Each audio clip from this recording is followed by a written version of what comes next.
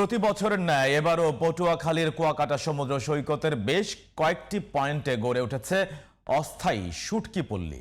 স্থায়ী শুটকি পল্লী না থাকায় ভোগান্তিতে রয়েছেন শুটকি ব্যবসায়ী ও শ্রমিকরা। বিপুল রাজস্ব আয়ের সম্ভাবনাময় মৌসুম নির্ভর এ ব্যবসার স্থায়িত্বের পাশাপাশি স্থায়ী পল্লী নির্মাণ এবং এ শিল্পের পরিধি বাড়ানোর দাবি সংশ্লিষ্টদের।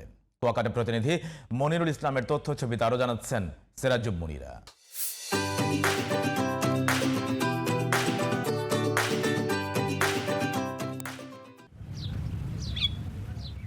এটি পটুয়াখালীর কুয়াকাটা সমুদ্র সৈকতের লেম্বুর বন সংলগ্ন শুটকি পল্লী।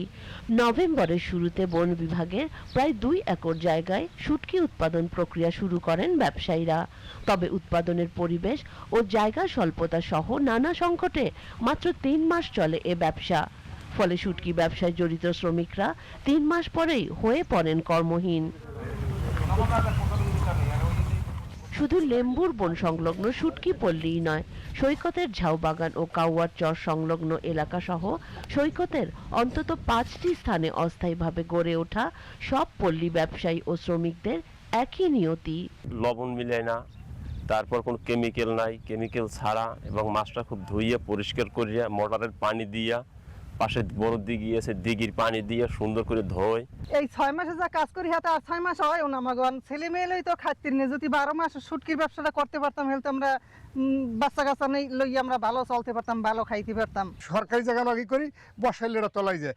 আমাদের দয়া যদি সরকার হইতো, আমাদের যদি একটা ভালো স্থান দিত, তাহলে আমরা খুব ব্যবসার প্রফিট হইতে আমাদের। একেবারে তাজা মাছ, এই মাছটাকে শুকানোর পরে সুন্দর একটা প্যাকেজিং করা হয় এবং এর মানটা খুব ভালো।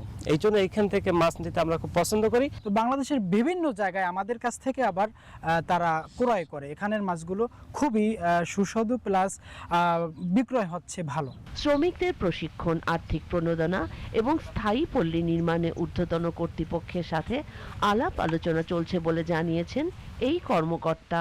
জেলে থেকে শুরু করে যারা শুটকি বিক্রেতা, শুটকি প্রসেস করে, এবং ইভেন এটা তো একটা নট অনলি যে এটা এখানে হয়, এটা একটা বড় চেইন। ইতিমধ্যে কিন্তু বিষয়টা আমরা অবহিত করেছি ঊর্ধ্বতন কর্তৃপক্ষকে, এবং সরকার এটা বিষয় পজিটিভ, কারণ এটা একটা বড় সেক্টর আমাদের।